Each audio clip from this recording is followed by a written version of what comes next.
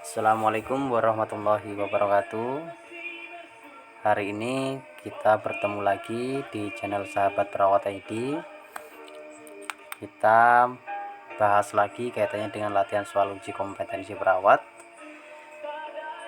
yaitu biasa kita bahas 5 soal. Jadi teman-teman yang sudah subscribe, saya ucapkan banyak-banyak terima kasih. Dan semoga soal yang saya berikan 5 soal ini bisa menambah pengetahuan untuk teman-teman yang lagi mempersiapkan uji kompetensi yang akan datang. Tidak perlu lama-lama lagi, langsung kita pada pembahasan soal. Baik, kita masuk pada soal nomor 1. Seorang perempuan 55 tahun datang ke polimata dengan keluhan penglihatan kabur dan pusing. Hasil pengkajian, pasien mengeluh pandangan mata sebelah kiri tidak jelas, lensa mata tampak keruh, visus 3/6. Pasien tampak menyipitkan matanya saat menatap sesuatu, tampak gelisah dan bertanya mengenai penyakitnya. Apakah masalah keperawatan yang tepat pada kasus tersebut? A. Ansietas, B. Nyeri akut, C. Resiko cedera, D. Kurang pengetahuan, E. Gangguan persepsi sensori. Nah, seperti video sebelumnya yang sudah saya bahas, yaitu kita ketika akan menjawab soal, maka yang kita perhatikan adalah hasil pengkajian dari soal tersebut. Mari kita lihat hasil dari pengkajian, yaitu di sini ya.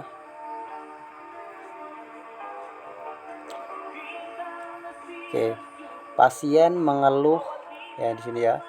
Pasien mengeluh pandangan mata sebelah kiri tidak jelas. Kemudian lensa mata tampak keruh. Nah, visusnya 3/6. Pasien tampak menyipitkan mata pada saat menatap sesuatu. Kemudian tampak gelisah dan bertanya mengenai penyakitnya. Nah, jadi teman-teman sudah bisa melihat hasil dari pengkajian tersebut. Kita cek jawaban satu persatu. Yang pertama yaitu ansietas. Ansietas ini tidak bisa ditegakkan ya. Ansietas itu artinya cemas. Ini ya, tampak gelisah. Ya kan? Tampak gelisah, tetapi tidak ada data objektif yang memperkuat masalah keperawatan tersebut. Jadi ini tidak bisa ditegakkan ansietas. Kemudian nyeri akut, seperti yang sudah saya jelaskan di soal sebelumnya, bahwa apabila teman-teman menemukan diagnosa keperawatan nyeri akut, tanda-tanda atau hasil dari pengkajian menunjukkan bahwa ada skala nyeri di data tersebut ya. Ada skala nyeri, kemudian ada mengeluh nyeri, seperti itu bisa ditegakkan nyeri akut. Kalau kita melihat dari soal, itu tidak terdapat skala nyeri, jadi nyeri akut tidak bisa ditegakkan. Kemudian resiko cedera, memang pasien ini ada ketidakjelas pandangan gitu ya. Jadi pandangan matanya sebelah kiri tidak jelas. Jadi resiko cedera ini tidak bisa diangkatkan sebenarnya, karena di sini tidak lengkap data-data yang bisa diangkat, sehingga resiko cedera ini kurang tepat. Kemudian kurang pengetahuan. Memang di sini ada data yang kaitannya dengan kurang pengetahuan, yaitu bertanya mengenai penyakitnya. Tetapi hanya satu data saja yang berkaitan dengan kurang pengetahuan. Jadi kurang pengetahuan ini kurang tepat ditegakkan pada soal tersebut. Kemudian pada opsi E yaitu gangguan persepsi sensori. Jadi kalau kita melihat secara keseluruhan, bahwa jelas sekali bahwa jawaban yang paling tepat adalah gangguan persepsi sensori. Ya. Jadi di sini kan ada Keluhannya, pasien mengeluh pandangan sebelah mata kiri tidak jelas. Kemudian disusul data-data yang lainnya yang mengarah pada masalah keperawatan gangguan persepsi sensori. Baik, mungkin itu dulu soal dari saya nomor 1. Kemudian kita lanjut pada soal nomor 2.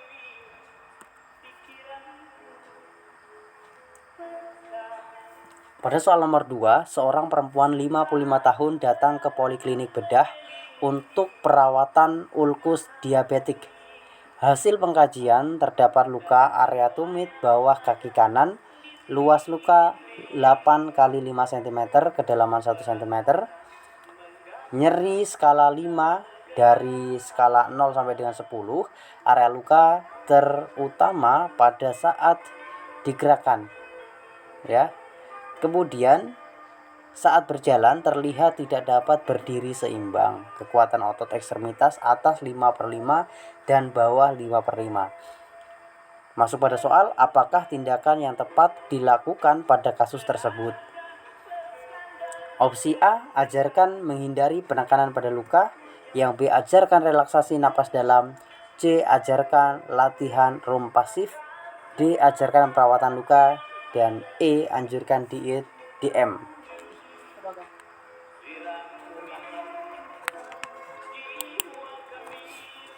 Jadi kita lihat dari hasil pengkajian, ya. Hasil pengkajian dari soal tersebut di sini ada luka di tumit, ya, bawah kaki kanan. Kemudian luas lukanya 8 x 5 cm. Kemudian kedalaman 1 cm. Di sini ada skala nyerinya ada 5. Kemudian nyeri, ya, pada saat digerakkan. Kemudian pada saat berjalan tidak dapat berdiri seimbang. Nah, kemudian kekuatan otot ini ekstremitas atas normal 5/5, kemudian bawah 5/5, artinya masih normal. Nah, tindakan apa yang normal, ya? Tindakan yang tepat, ya, dilakukan pada kasus tersebut. Yang pertama, ajarkan menghindari penekanan pada luka. Ya, karena posisinya di tumit, ya. Jadi posisinya di tumit, kita coba tahan dulu, ya, jawaban ini, karena memang lukanya di area tumit. Kemudian luas lukanya dalamnya 1 cm.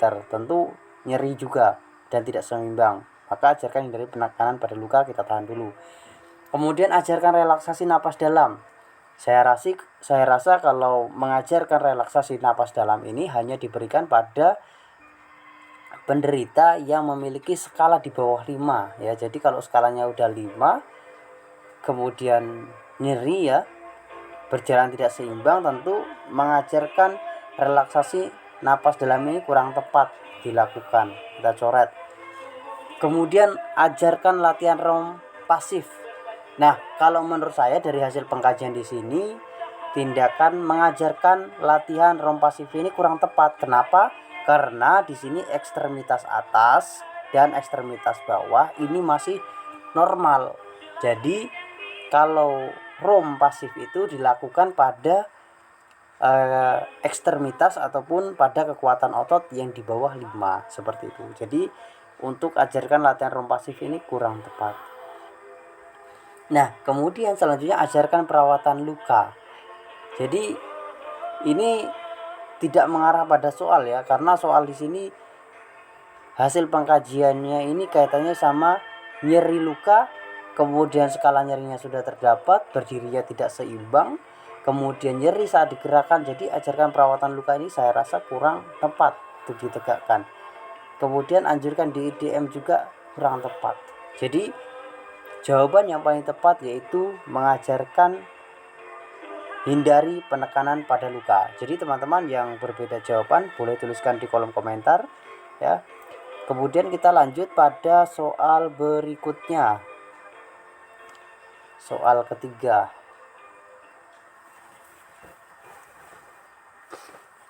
Seorang laki-laki 52 tahun dirawat di ruang penyakit saraf dengan diagnosis meningitis.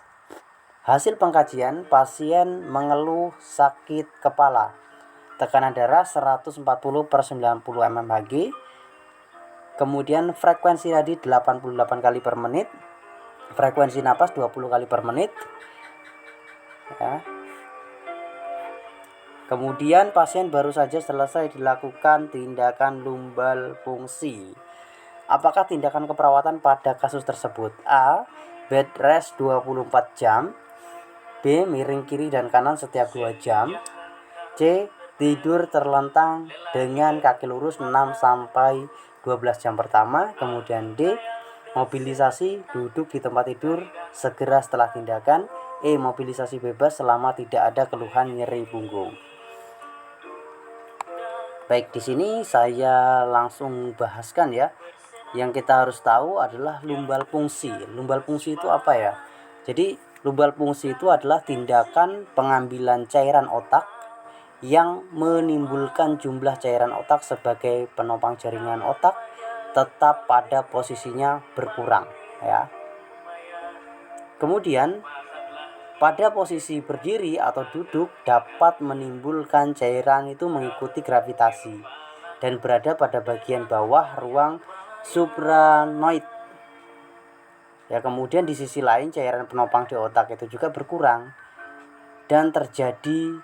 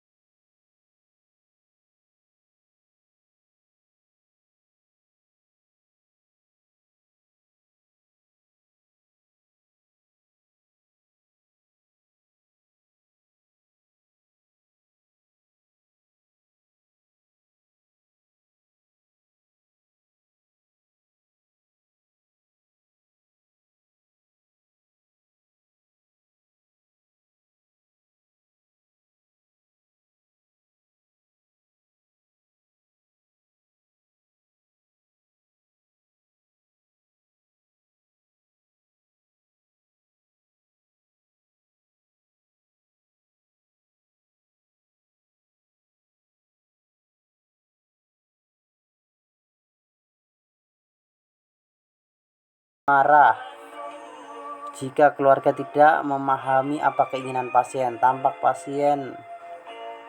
pasien dan keluarga menggunakan tulisan untuk berkomunikasi. Kemudian GCS-nya E-nya 4, verbalnya afasia, M-nya 6. Kemudian hemiplegia kanan, mukosa bibir kering, terpasang NGT dan kateter urin. Apakah masalah keperawatan yang tepat pada kasus tersebut? A. Gangguan komunikasi verbal. B. Gangguan perfusi cerebral. Kemudian C. Kurang volume cairan. D. Gangguan eliminasi. Dan E. Defisit nutrisi.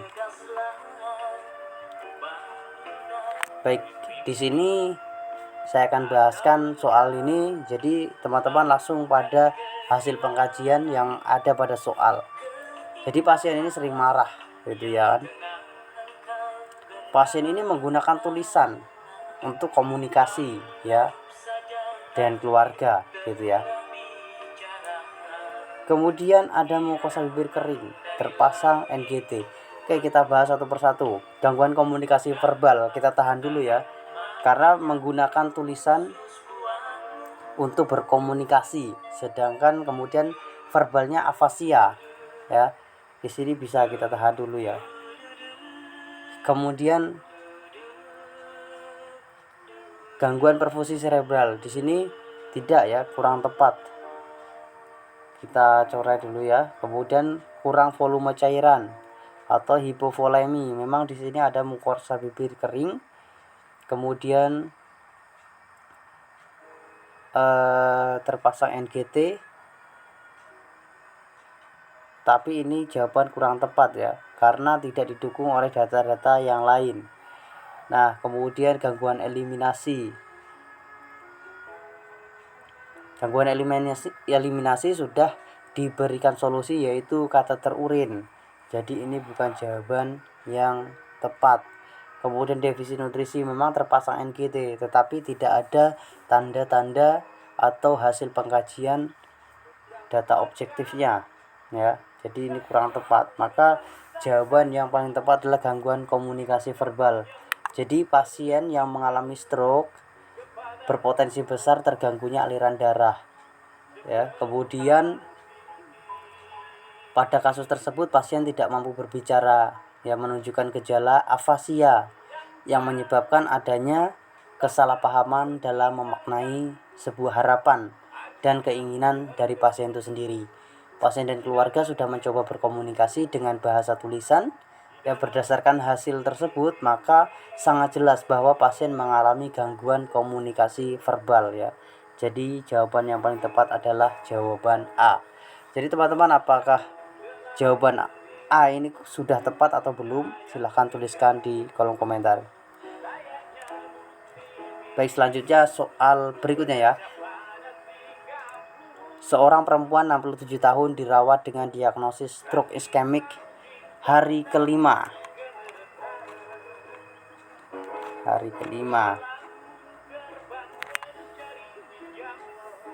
Stroke iskemik hari kelima. Ya. Hasil pengkajian kesadaran kompos mentis, ini masih sadar, dan hemiporase ekstremitas kiri ya. Kekuatan ototnya hanya 3. Ini udah menurun ya ototnya. Kemudian perawat akan melatih pasien mobilisasi duduk di tempat tidur tanpa bersandar. Apakah langkah yang tepat dilakukan pada kasus tersebut? A. Mengukur GCS, B. Memeriksa pupil, C. Mengukur tanda vital, D. Mengukur kekuatan otot, dan E. Memeriksa fungsi kognitif. Ya, jadi kita bahas langsung ya, bahwa latihan mobilisasi untuk pasien stroke ini sangat penting. Jadi latihan dilakukan secara bertahap dari baring ya, dari berbaring, kemudian alih baring, miring kanan kiri, kemudian setelah itu setengah duduk atau kita sering sebut bahwa semi fowler, kemudian duduk bersandar atau high fowler, kemudian duduk di atas tempat tidur tanpa bersandar, kemudian berdiri dan berjalan bertahap. Latihan ini juga memerlukan tanda-tanda vital yang stabil.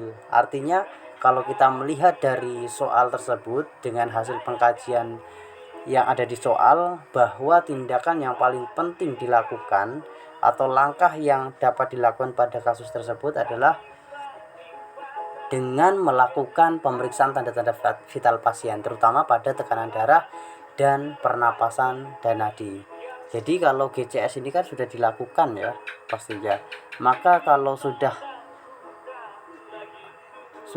melatih, perawat akan melatih pasien mobilisasi duduk di tempat tidur katanya tanpa bersandar. Maka langkah yang tepat dilakukan adalah mengukur tanda vital gitu ya. Nah, ini menurut saya jawaban yang paling tepat. Jadi untuk teman-teman yang mungkin jawabannya kurang tepat atau kurang sama dengan saya, maka bisa tuliskan di kolom komentar ya. Nah, di sini mengukur tanda vital ini penting sekali pada penderita stroke ya. Baik, mungkin itu dulu yang bisa saya berikan untuk teman-teman. Jadi semoga bermanfaat untuk persiapan uji kompetensi perawat. Cukup sekian, saya akhiri. Wassalamualaikum warahmatullahi wabarakatuh.